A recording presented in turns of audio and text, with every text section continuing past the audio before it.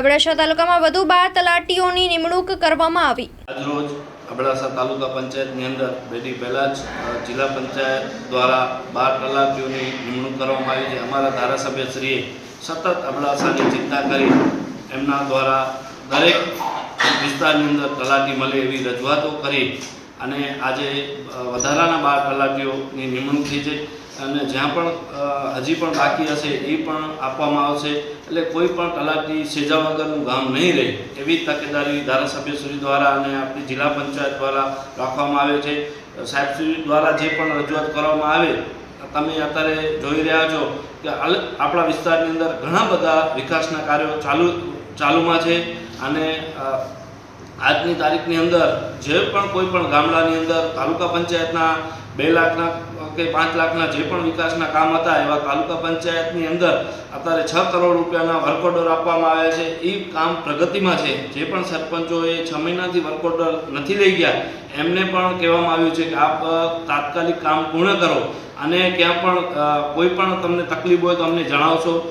અમે એનો નિરાકરણ 100% લાવશું। ઘણી જગ્યાએ બિલોના તે પ્રોબ્લેમ હતા પણ અહીંયા ખરેખર કોઈ પણ એકે બિલ પેન્ડિંગ નથી।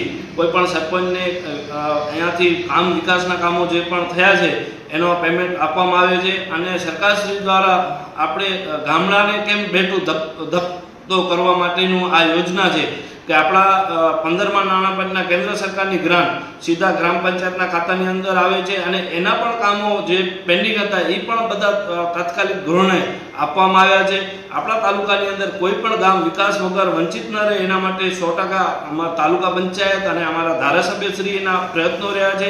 ધારાસભ્યશ્રી જ્યારે પણ અહીંયા કણે આવે અને સાહેબ બધાથી મિટિંગ લે, તલાટીઓથી પણ મિટિંગ લે અને એમને કહે કે વિકાસના કાર્યો તમારા અંદર આ ગામની અંદર ખૂટતી ખડી છે એના આયોજનમાં ભાગરૂપે આ લેજો। જ્યારે આવી મોટી એમની પાસે રજૂઆતો આવતી હોય, ફળિયાવાઇઝ રજૂઆતો આવતી હોય અને એમને કોઠાસૂરથી યાદ હોય પોતાને અને અમારા અંદર અહીંયા કહેતા હોય કે તમે આ કામ લેવાથી આ ગામના આ ફળિયાની અંદર સુલે કામ પૂર્ણ થઈ જશે।